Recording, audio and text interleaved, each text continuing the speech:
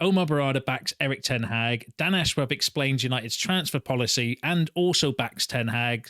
Casemiro isn't happy with the tactics that expose his weakness. So is he about to be the next high-profile player to fall out with Erik Ten Hag? Manchester United turned down a deadline transfer offer from PSG. And is Rashford really as bad as he's being made out to be? This plus all the latest Manchester United news and transfer news that will keep you right up to date with everything. Welcome to Man United Review.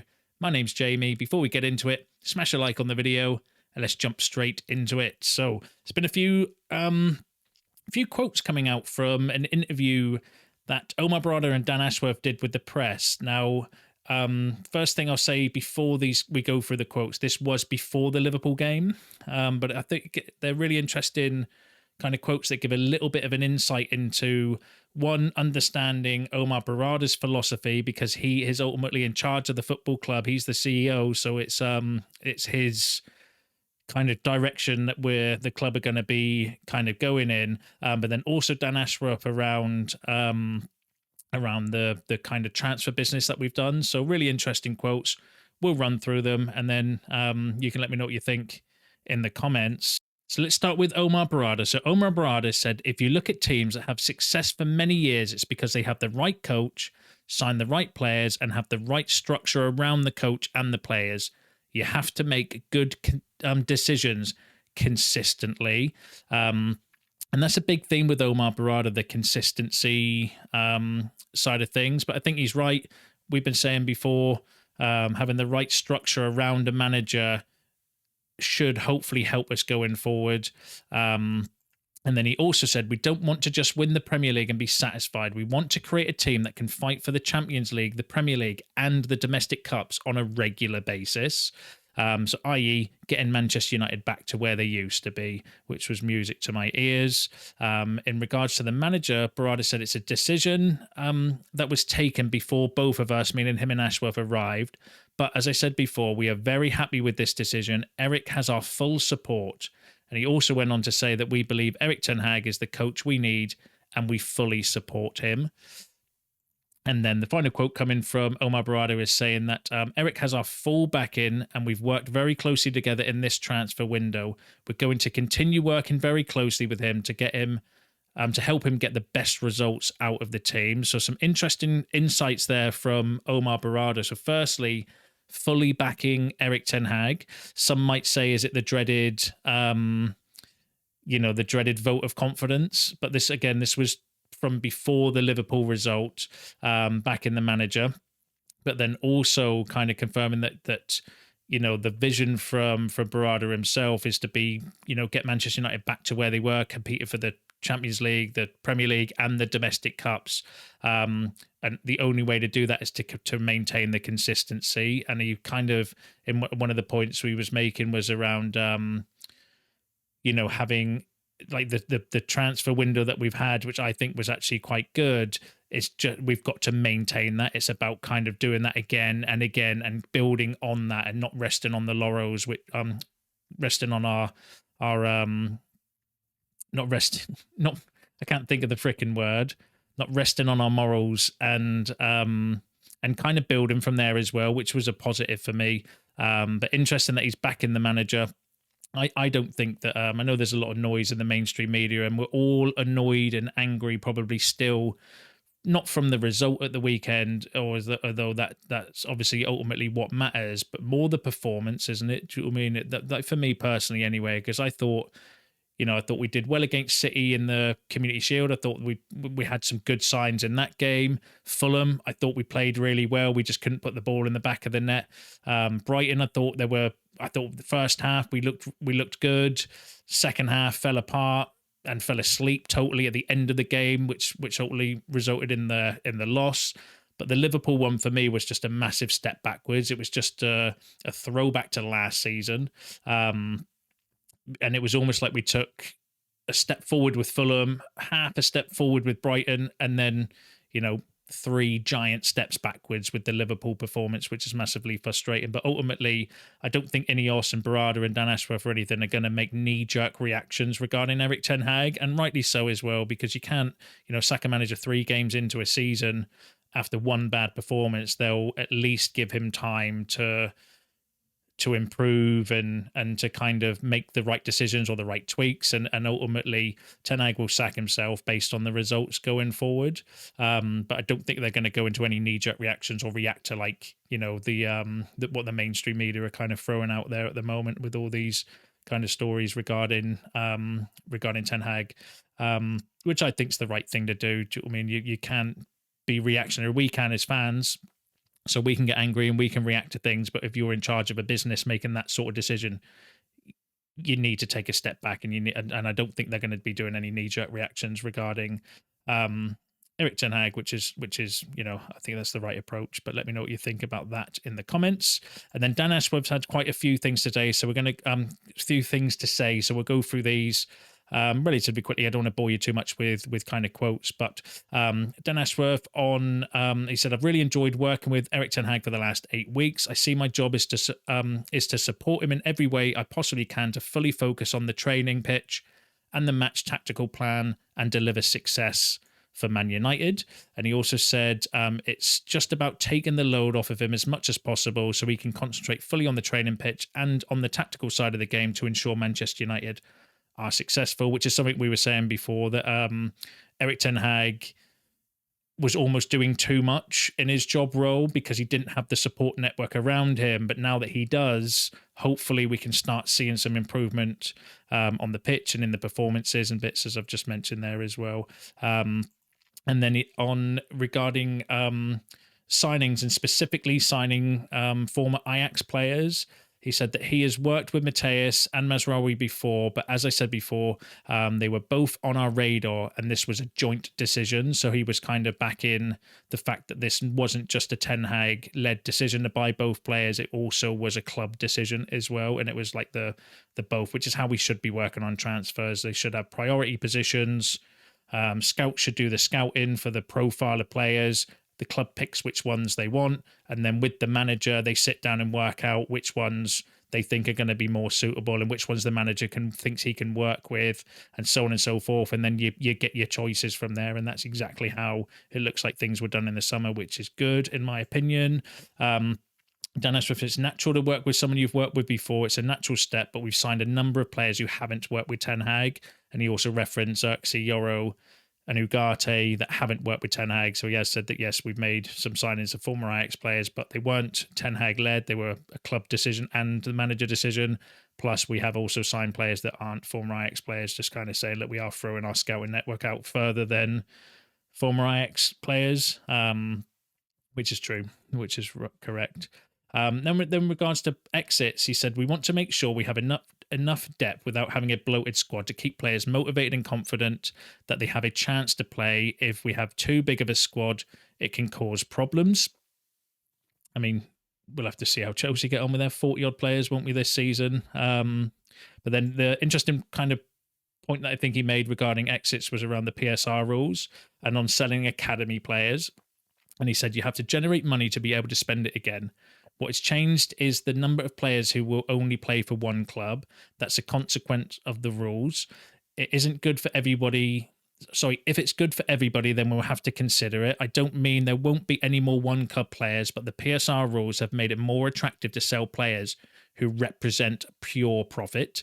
So Dan Ashworth effectively explaining why we've had to move on so many academy players, because of the PSR rules are almost forcing clubs into do that, because they represent the most profit for a club. And obviously with profit and sustainability rules, the more money you can generate from an academy player or a player sale, that just goes against the book, and it helps you balance the books as well. So it is a shame that we might be seeing the decline of one club players. Although I hope Kobe Mainu bucks that trend personally, as well as a few other youngsters. But interesting insight to see how and why the club had to move on so many academy players. I mean, Willie Cambuala, Hannibal Mabry, Alvaro Fernandez, just to name a few of the players that we kind of moved on for not massive fees, but you know, we did get some income for those players, and then they protected themselves with all the clauses as well, the buyback clauses, sell-on clauses and stuff as well. So being interesting to see how that's obviously going to have to continue under the PSR rules, unfortunately. But it is what it is. Them's the rules, and we have to obviously abide by them. But it is a shame. But let me know what you think about that in the comments. And then sticking with PSR and Jadon Sancho, he said, I think that, and the other player sales, I think that any player, whether it's Jadon, Scott, or Aaron, if there's a preference for a change of club and it's good for the player and good for us, then we have to explore it. And that was kind of linked in with what the rumours were, wasn't it? That nobody was not for sale in the summer, barring a handful of the kind of like Hoyland, Mainu and Garnacho and maybe Ahmad, I think, were the kind of unsellable players, but everybody else pretty much had a price on their head, and they would have considered it if the players also wanted it as well, which is a fair approach. Specifically on Sancho, he said, we felt we had enough depth in that particular position. We have 4 very good wide players. Jadon was the 5th. If it was good for him and good for us, it was something we were prepared to consider. And this is when he was asked about the risk of selling players to like rivals, and effectively he kind of dismissed it and say, look, like, yes, it is a risk, but we're willing to take the risk if it means balance in the books, because obviously we need to maintain discipline when it comes to PSR rules as well. And then on Scott McTominay, he said, Scott said maybe he needed a change. He's been a great servant, but sometimes in life you want something different, so we have to respect what they want for their career and their life, which I think is the right approach. I said this when we were selling Scott McTominay, that there is an element of, respect when it comes to selling specifically homegrown players, because he's obviously been with the club since he was a boy. So I do think that was the right thing to do with Scott McTominay. If obviously he preferred to go to Napoli because he didn't want to go to Fulham, and then the club obviously facilitated that move for him as well. They did the same with Greenwood, regardless of what you think about the whole kind of noise surrounding, or the stuff surrounding Greenwood. They did facilitate a move to the club that he wanted as well, which is the right approach, rather than just binning them in the reserves and telling them to F off effectively, which is not the right approach. United, I wouldn't want United to be that sort of club, personally, going forward. Dan Ashworth also said, I like the squad. I've been through 25 transfer windows and there's never been one where you can say everything went perfectly. But overall, I'm happy with the players that have been brought in, the depth and the options that Erik and the club have. And then so overall, Dan Ashworth kind of saying that they think they had a good transfer window, not perfect, but good for the first one. I agree with that as well. I think we've had a good first summer transfer window under Ineos and Dan Ashworth and Barrada. You've got to remember, yes, there were things that we need to do better. We need to be more efficient going forward. But again, a lot of that, I think, was the fact that they were having to come in, pick up the books, manage the kind of financials, as well as trying to negotiate the fees and stuff. So it was a bit of a balancing act, but hopefully if they have a bit more time in situ to understand the club's kind of financial situation fully, then that maybe will hopefully help us be a little bit more efficient going forward. That's the only thing I would kind of say. It's just annoying that we couldn't get the Ugarte deal done earlier, for example, but there were a lot of moving parts that needed to be done in order to do that. But apart from that, I think we had a pretty decent summer transfer window. But let me know what you think in the comments. I personally enjoy hearing from the people around the club, because it's very rare at United. Like, we've never heard a peep from the Glazers since they've took over, and apart from Richard Arno having a pipe down the pub with a few protesters that rocked up at his house one time, we never really heard from a lot of the people there, and it was always just on Ten Hag to answer these sort of questions, and it became a little bit monotonous almost, because you'd never really get the inner workings. Whereas, so I find listening to, I like hearing quotes, and I like hearing what the actual people in charge of the club have to say. The takeaway from that is that, one, both have fully backed Erik Ten Hag. Like I said, it was before the Liverpool game, but I don't think there's going to be a knee-jerk reaction based on one game or one performance. But then also, kind of saying, look, this is just the start. We need to be consistently doing this in order to get the club back to where they should be. They were the two main takeaways that I took personally, but let me know which ones or what you thought about that in the comments. Now, Marco Asensio. So Manchester United opted against signing Marco Asensio when he was offered to them on deadline day, which I found quite interesting. I mean, Asensio's 28 now, plays for PSG, started the season quite well, 3 games, 1 goal, 1 assist. I would have taken him for squad depth, I've got to be honest with you, especially when there was noise around Anthony potentially going to Real Betis on loan. That would have been a deal I would have definitely done in a heartbeat, but that's probably saying more about the fact that I don't rate Anthony more than I do rate Asensio. But for squad depth, because he can play across the front line, can play as a centre forward or attacking midfielder, very creative, decent player. Don't think he quite fits the profile though that Ineos were looking for at his age. And probably would have been on high wages, I would have thought as well. So, yeah, it would have been an interesting choice. I wonder whether it would have been to potentially replace Anthony if Anthony went to Real Betis. But definitely want to keep an eye on maybe going forward, although the report does say that he was offered to United, not that United wanted him, which is kind of different, but we'll keep an eye on it, see if anything develops in future transfer windows and to see whether he is actually a player of interest or whether that was just a opportunity from PSG where they were just throwing a player around and offering them clubs to see if they could get a last minute deal maybe, but we'll keep an eye on it for you. Let me know what you think about that in the comments.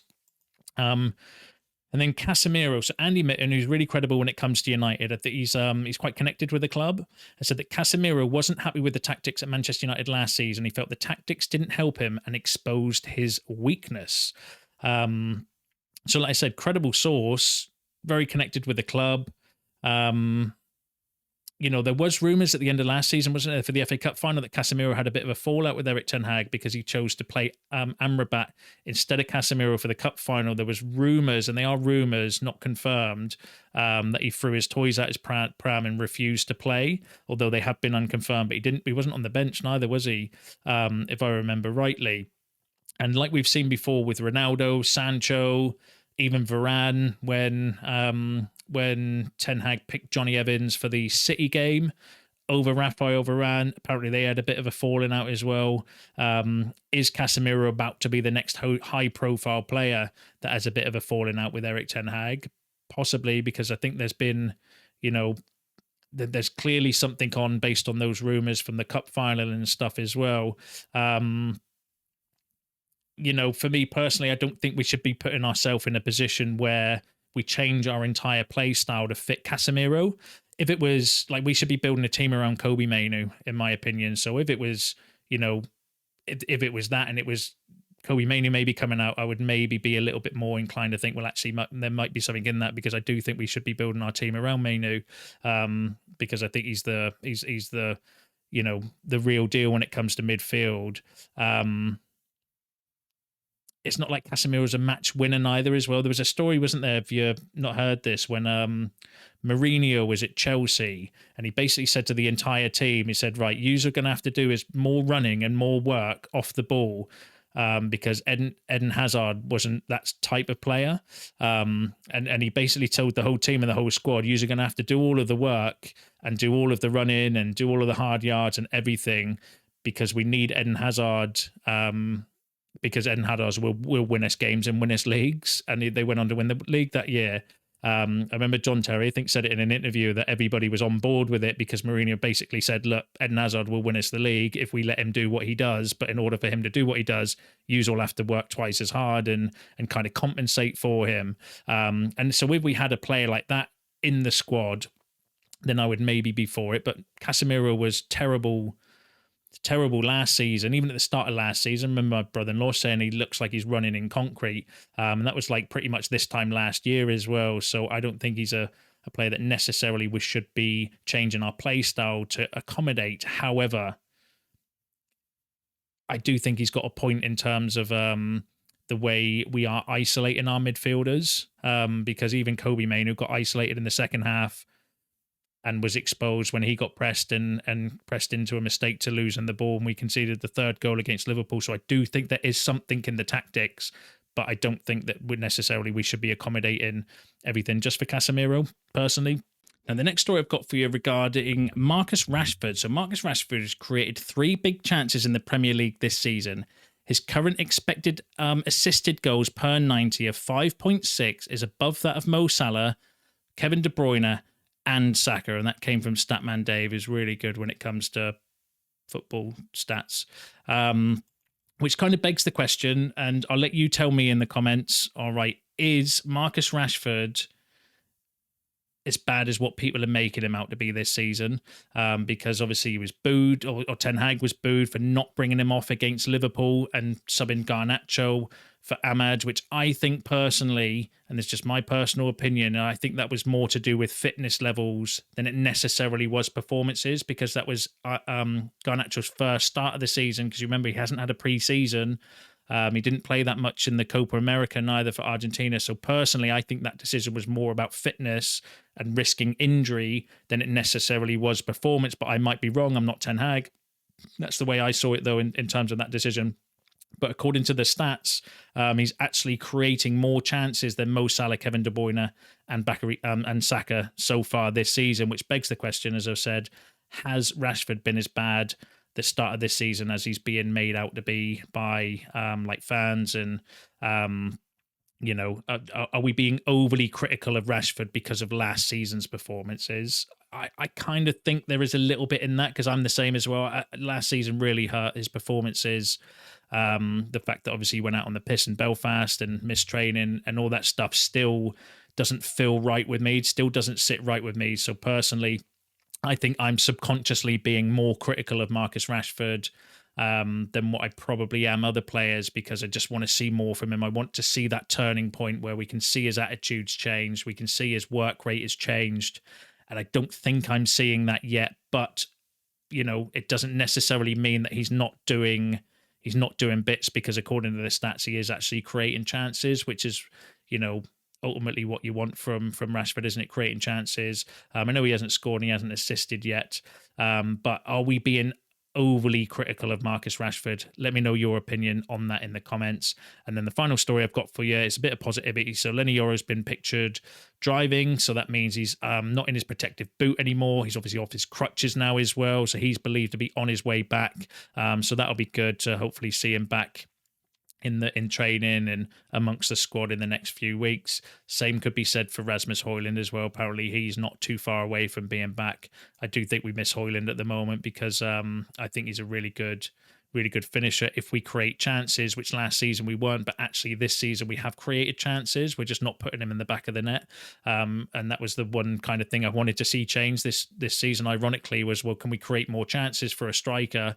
And yes, we have, I think, so far, not in the Liverpool game, but in the previous games. I think there was a stat actually the other day that I seen that was saying that Man United are like the bottom of the table for like we've created 9 big chances or something, but we've only scored 2 goals from them. So our XG is like the worst in the league, or amongst the worst in the league, which just kind of highlights that, yes, we have created some chances over the last few games. We're just not putting in the back of the net. So hopefully if we can continue to create those chances, and we've got Højlund in the middle, hopefully he can start scoring a few goals. But that's you all up to date with the latest Manchester United news and transfer news. Share your thoughts in the comments below. I do enjoy reading them. Smash a like on the video on your way up. Subscribe to the channel if you're new. And I'll see you in the next one.